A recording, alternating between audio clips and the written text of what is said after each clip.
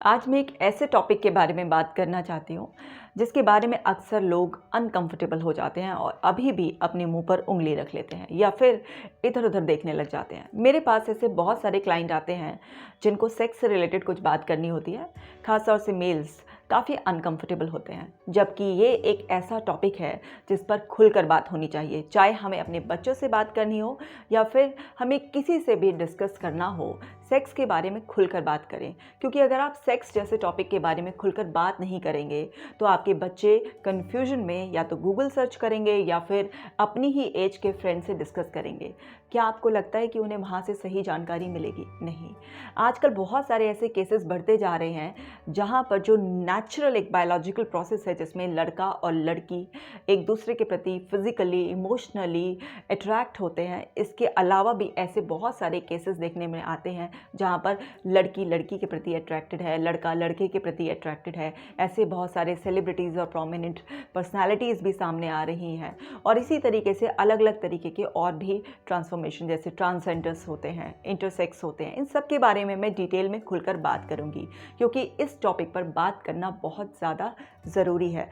इस टॉपिक पर बात ना होने की वजह से वो लोग साइकोलॉजिकली इतना सप्रेस हो जाते हैं, या तो वो अपनी ज़िंदगी अपने माँ बाप या सोसाइटी के डर की वजह से कुर्बानियाँ देते देते घुट घुट कर जीते हैं, या फिर वो लोग सुसाइड कर लेते हैं। लेकिन अब ऐसा करने की कोई भी ज़रूरत नहीं है क्योंकि इंडिया में भी ये सब चीज़ें लीगल हैं। 2018 में वो एक्ट पास हो चुका है और अगर आपके आसपास कोई ऐसा व्यक्ति है तो उसे हीन भावना से देखने की बजाय या उसे रिजेक्ट करने की बजाय या उसे कोई श्राप मानने की बजाय, उसे दोष देने की बजाय हमें उसे खुलकर एक्सेप्ट करना होगा और उसको भी बराबर की रिस्पेक्ट देनी होगी। हेलो एवरीवन, मेरा नाम डॉक्टर कशिका चंद है और मैं क्लिनिकल साइकोलॉजिस्ट हूँ और आज मैं सेक्स के बारे में, सेक्स ओरिएंटेशन के बारे में, आपके जेंडर प्रेफरेंस के बारे में खुलकर बात करने वाली हूँ। सामान्यतः जब बच्चा पैदा होता है तो वहाँ पर हम उसके जेनिटल्स को देखकर आराम से पता लगा लेते हैं कि वो लड़का है या फिर वो लड़की है। माता पिता, परिवार, डॉक्टर को उसके जन्म के समय पर ही पता चल जाता है कि वो बच्चा किस सेक्स के साथ पैदा हुआ है। और जब हम उस बच्चे को पाल रहे होते हैं 2-3 साल तक, क्योंकि नॉर्मली छोटे बच्चों के कपड़े एक जैसे ही होते हैं, और अगर कोई बाहर वाला उन्हें ना देखे इस तरीके से कि उनकी नैपी हटी हुई है या पैंट्स नहीं पहन रखी हैं, तो कोई जनरली आइडेंटिफाई भी नहीं कर सकता कि ये लड़का है या लड़की है। मैंने भी ऐसे बहुत सारे बच्चों को देखा है जो देखने में बिल्कुल लड़के जैसे लगते हैं लेकिन वो लड़की होती हैं, क्योंकि उनको ड्रेसअप ऐसे करके रखा गया है या फिर उनके हेयर कट ऐसे करा दिया गया है। लेकिन जैसे जैसे वो बच्चा बड़ा होता है तो उसका ड्रेसिंग सेंस चेंज होता है, उसके गेम्स चेंज हो जाते हैं, तो उससे आराम से लोग आइडेंटिफाई कर पाते हैं कि भाई ये लड़की है, ये लड़का है। ये बिल्कुल सामान्य है और किसी को भी बिल्कुल भी ऑड नहीं लगेगा इसके बारे में बात करने में। जैसे जैसे वो बड़े होते हैं, अपनी पवर्टी एज में आते हैं, तो उनका अट्रैक्शन हार्मोनल चेंजेस की वजह से ऑपोजिट जेंडर की तरफ जाता है। जिस बच्चे के साथ वो आराम से खेल रहे होते हैं, टीन एज में आते आते वो सारी फीलिंग्स चेंज होने लगती हैं। कई बार पेरेंट्स भी इस एज में गाइड करते हैं, बहुत सारे पेरेंट्स खुलकर बात करते हैं कि बेटा इस एज में आपको ना अट्रैक्शन होगा और दोस्ती लिमिट में रखना और ये संस्कारों की बात है वगैरह वगैरह। और बहुत सारे पेरेंट्स इसके बारे में खुलकर बात नहीं करते हैं, लेकिन जब बच्चे से कोई गलती हो जाती है तो उसकी पिटाई भी करते हैं, उसको पाबंदियाँ भी लगा देते हैं और बहुत तरीके से क्रिटिसाइज़ करते हैं। मॉरली भी प्रेशराइज़ किया जाता है, सोशली भी इस चीज़ को बहुत ज़्यादा गलत बताया जाता है। बट फिर भी नॉर्मल है कि हाँ भाई ठीक है, लड़का लड़की की तरफ और लड़की लड़के की तरफ अट्रैक्ट हो रही है, तो इसको कहते हैं हम हेट्रोसेक्सुअलिटी। यानी कि ये एक नॉर्मल नेचुरल बायोलॉजिकल प्रोसेस है, क्योंकि जब एक लड़का और लड़की मिलकर एक रोमांटिक रिलेशनशिप में आते हैं, वो सेक्स करते हैं, तो उससे उनका वंश आगे बढ़ता है, यानी कि बच्चे होते हैं। तो इसमें एक्सेप्ट करने में किसी को भी कोई प्रॉब्लम नहीं आती है। अब प्रॉब्लम कहाँ पर आती है? जब आपकी बेटी आकर आपसे कहे कि मुझे लड़कों में कोई इंटरेस्ट नहीं है, मुझे तो लड़की पसंद है, तब आपको बड़ी तकलीफ होगी। आपको लगेगा ये क्या हो रहा है, ये क्या एबनॉर्मेलिटी है, ये क्या पागलपन है, ये क्या बीमारी है। या आपका लड़का आपसे ये कहे कि मेरे को लड़कों में इंटरेस्ट है, मुझे लड़कियों में कोई इंटरेस्ट नहीं है, मुझे लड़कों से बात करने में कंफर्टेबल लगता है, जबकि मुझे लड़कियों से बात करने में बहुत हेजिटेशन फील होती है। मैं इमोशनली भी, मैं फिज़िकली भी लड़के के साथ कंफर्टेबल हूँ। तो वहाँ पर उनको इस दृष्टि से देखा जाएगा कि जैसे कौन से पाप कर्म सामने आ रहे हैं, और उनको प्रेशराइज़ किया जाता है, उनको दबाया जाता है कि वो अपने दिमाग से गंध निकाल दें और किसी लड़की को पसंद करें, या लड़की को ये एडवाइस दिया जाता है कि वो लड़कों में इंटरेस्ट दें, या फिर प्रेशराइज़ किया जाता है कि उसकी शादी जो है वो किसी लड़के से। और ऐसे मेरे पास बहुत सारे केसेस आए भी हैं जिनके माँ बाप से बच्चे खुलकर बता नहीं पाए, और उनकी शादी जो है ना वो बिल्कुल अपोजिट जेंडर जिसमें उनका कोई इंटरेस्ट नहीं था उनसे कर दी गई। तो मेरे पास एक केस आया, एक लड़की जिसका 3 साल बाद शादी के डाइवोर्स हो रहा था, और उसका हस्बैंड गे था, लेकिन वो कभी अपने माँ बाप से खुलकर कह नहीं पाया होगा। उसने 3 साल में अपनी वाइफ के साथ एक बार भी सेक्स नहीं किया। वो जब भी सेक्स करने के लिए उसकी वाइफ उसको बोलती थी या कुछ भी प्रेशर भी डालती थी, तो वो कुछ ना कुछ बहाना बनाकर बड़ा अनकंफर्टेबल हो जाता था, या ऊपर ऊपर मन से ट्राई भी करने की कोशिश करी, लेकिन वो कभी कुछ कर नहीं पाया। क्यों? क्योंकि वो इमोशनली कनेक्ट नहीं कर पा रहा था, वो फिजिकल फीलिंग्स को नहीं फील कर पा रहा था। ये लड़का और लड़की होते तो जो उनका जेंडर है वैसे ही होते हैं, मतलब लड़की लड़की होती है, उसके सारे बॉडी पार्ट्स बिल्कुल लड़की की तरह ही होते हैं। जो लड़का होता है उसके सारे बॉडी पार्ट्स सब कुछ लड़के की तरह होते हैं, लेकिन इनका इंटरेस्ट जो है वो अपने सेम जेंडर में होता है। तो इसको कहते हैं हम होमोसेक्सुअलिटी, जिसके प्रति अभी भी समाज का नज़रिया बहुत ज़्यादा अच्छा नहीं है। लेकिन हमें यहाँ पर समझना होगा कि अगर आप इसको एक्सेप्ट नहीं करते हैं तो यहाँ पर क्या होता है कि इन लोगों को बहुत बड़ा ट्रॉमा होता है, ये इनको साइकोलॉजिकल इफ़ेक्ट होता है। इन लोगों को फियर, डिप्रेशन, रिजेक्शन जैसी फीलिंग्स आने की वजह से बड़े ही आइसोलेटेड फील करते हैं, और इनके अंदर इन्फीरियरिटी कॉम्प्लेक्स भी डेवलप हो जाता है। हालांकि इनका खुद का इन्फीरियरिटी कुछ नहीं होता, ये बड़े कॉन्फिडेंट होते हैं क्योंकि ये इनकी अपनी लाइकिंग है।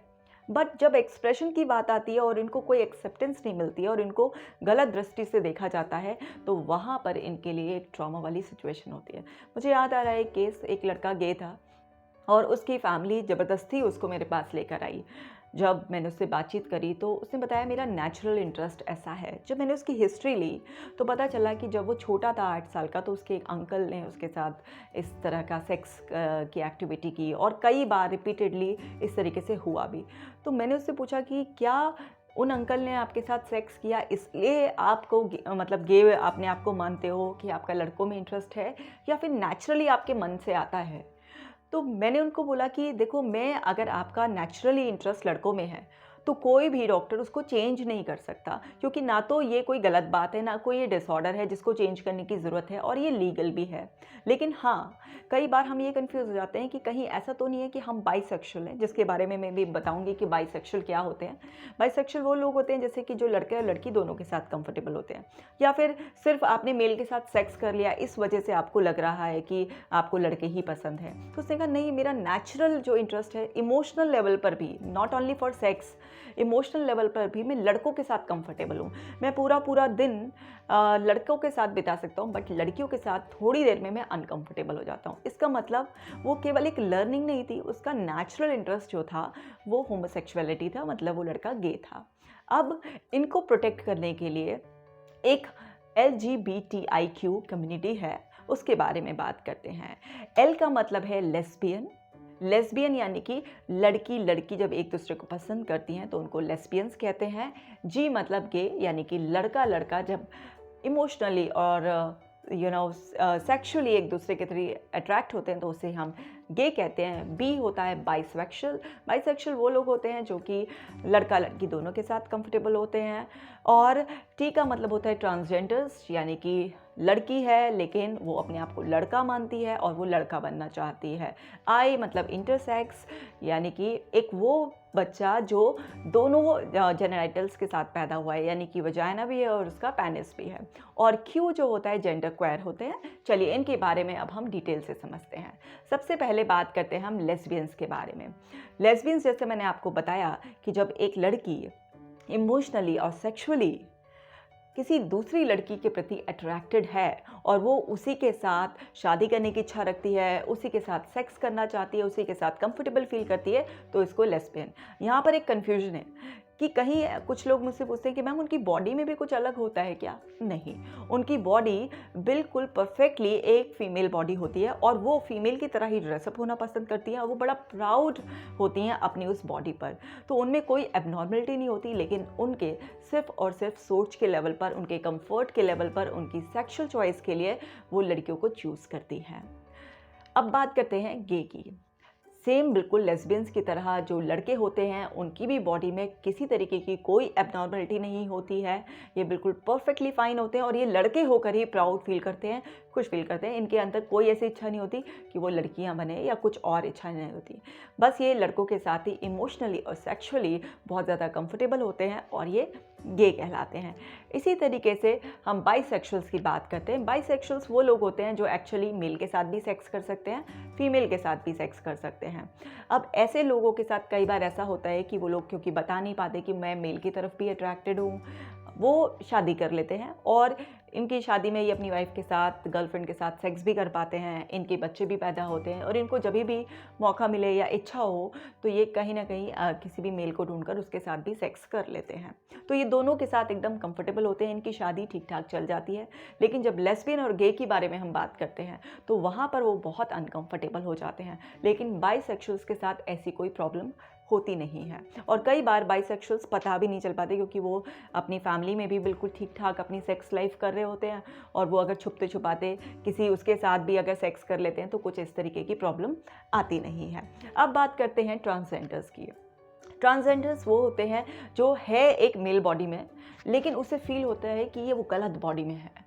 वो तो एक्चुअली अंदर से लड़की है या कोई लड़की है, उसे लगता है वो गलत बॉडी में जन्म ले लिया है उसने, उसकी आदतें, उसकी सारी पसंद सब कुछ लड़कों जैसी है। यानी कि वो अपने आप को, उसको खुद को देखने का जो नज़रिया है वो बिल्कुल ऑपोजिट जेंडर का है। तो वो अपनी बॉडी में बहुत ज़्यादा कंफर्टेबल नहीं होते हैं।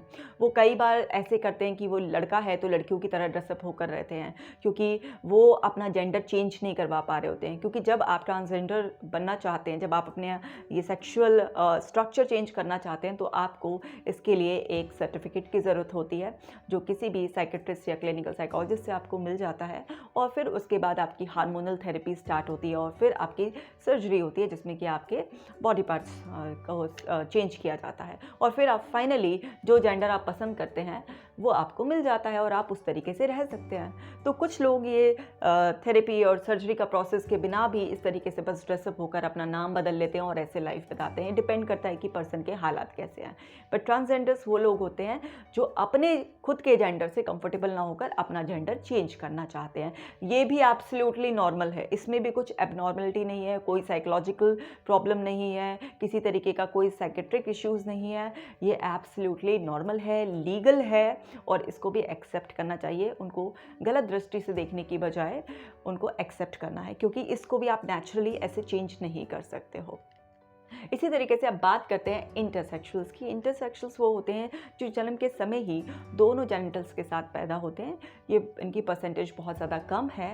और अब जो इंटरसेक्सुअल्स होते हैं वो बेसिकली ये एक तरीके का एबनॉर्मेलिटी है या ये लोग नेचुरली ऐसे पैदा होते हैं और दोनों उसके साथ जब ये पैदा होते हैं तो बड़ा डिफ़िकल्ट होता है क्योंकि कन्फ्यूजन होता है कि लड़का है कि लड़की है। बट ये नेचुरली ऐसा ही होता है इनके साथ। अब इसमें भी उस पर्सन का तो कोई दोष नहीं है। तो इनको प्रोटेक्ट करने के लिए भी जो LGBTIQ कम्युनिटी है वो सपोर्ट करती है, आगे आती है। अब बात करते हैं जेंडर क्वेयर की। ये वो लोग होते हैं जो मेल मेल ही होता है, फीमेल फीमेल ही होती है, लेकिन ये किसी भी एक जेंडर से अपने आप को आइडेंटिफाई नहीं कर पाते हैं। मतलब ना ये अपने आप को फीमेल मानते हैं, ना अपने आप को मेल मानते हैं। ये अपने आप को कुछ अलग ही तरीके से देखते हैं। अगर मैं फ़ीमेल हूँ और मैं जेंडर क्वेयर हूँ तो ये नहीं है कि मैं फ़ीमेल के लिए भी मतलब कंफर्टेबल हूँ। मैं कभी मेल की तरह भी ड्रेसअप हो सकती हूँ, कभी फ़ीमेल की तरह भी रह सकती हूँ। तो यहाँ पर बड़ा एक कन्फ्यूजन सा होता है। जो जेंडर क्वेयर होते हैं ये कभी भी अपने आप को किसी भी एक जेंडर से कनेक्ट नहीं कर पाते हैं। तो एक कन्फ्यूजिंग, बट ये भी नॉर्मली है, ये भी किसी तरीके का कोई डिसऑर्डर या किसी और कैटेगरी में नहीं आता है। तो ये जो LGBTIQ कम्युनिटी है ये सारे इस तरीके की प्रेफरेंसेस को, इस तरीके के लोगों को एक्सेप्ट करती है। अब आप लोगों की रिस्पॉन्सिबिलिटी है कि अगर आपकी फैमिली में कोई भी लड़का या लड़की ऐसा है जो गे है, लेस्बियन है, बाइसेक्सुअल है, इंटरसेक्सुअल है या जेंडर क्वेयर किसी भी तरीके का या ट्रांसजेंडर बनना चाहता है, वो मतलब अपना जेंडर चेंज करना चाहता है, तो उसको पहले समझें। उसे किसी भी तरीके से ट्रॉमेटाइज़ करने की बजाय उसे एक साइकोलॉजिस्ट के पास लेकर जाएं। आप भी समझें उसकी कंडीशन और उसको भी समझने में हेल्प करें। और जब आप साइकोलॉजिस्ट से मिलेंगे तो वो इसके बारे में खुलकर बात करेंगी, क्योंकि इस वीडियो में मैं सारी बातें नहीं बता सकती हूँ कि उनको क्या क्या साइकोलॉजिकल इफ़ेक्ट आते हैं, किस किस तरीके से वो ट्रॉमेटाइज होते हैं। कई बार उनको एंग्जाइटी, डिप्रेशन इतना सीवियर लेवल पर हो जाता है और सुसाइडल टेंडेंसी भी हो जाती है इनकी। तो आपको साइकोलॉजिस्ट से मिलना बहुत ज़्यादा ज़रूरी है, ताकि आप भी समझ पाएँ इस बात को और वो पर्सन भी समझ पाए। और इसके लिए जितना ज़्यादा हो सके आप खुलकर बात करें और अवेयरनेस को स्प्रेड करें। आपके एक छोटे से एक्ट से किसी एक पर्सन की ज़िंदगी बच सकती है, किसी की जान बच सकती है। तो आपको इस वीडियो को शेयर करना है और अवेयरनेस फैलाने में हमारी मदद करनी है, क्योंकि अगर आप हमारी मदद करेंगे अवेयरनेस फैलाने में तो आप और हम मिलकर सोसाइटी के लिए कुछ अच्छा कंट्रीब्यूशन दे सकते हैं। तो अभी इस वीडियो को आप शेयर कीजिए, लाइक कीजिए और कमेंट कर मुझे ज़रूर बताइए कि आपको ये जानकारी कैसी लगी, क्योंकि मैं अपने अगले वीडियो में मैं बात करूँगी होमोसेक्सुअल और होमोसेक्सुअल ओसीडी के डिफरेंस के बारे में, क्योंकि मेरे पास होमोसेक्सुअल ओसीडी को लेकर बहुत सारे क्लाइंट्स आते हैं, लेकिन वो कंफ्यूज हो जाते हैं कि कहीं वो होमोसेक्सुअल तो नहीं है या बन तो नहीं जाएंगे। तो मैं अपने नेक्स्ट वीडियो में उसी के बारे में बात करूंगी। तो आप इस वीडियो को शेयर करें, लाइक करें और मेरे चैनल को ज़रूर सब्सक्राइब कर लें। Thank you so much.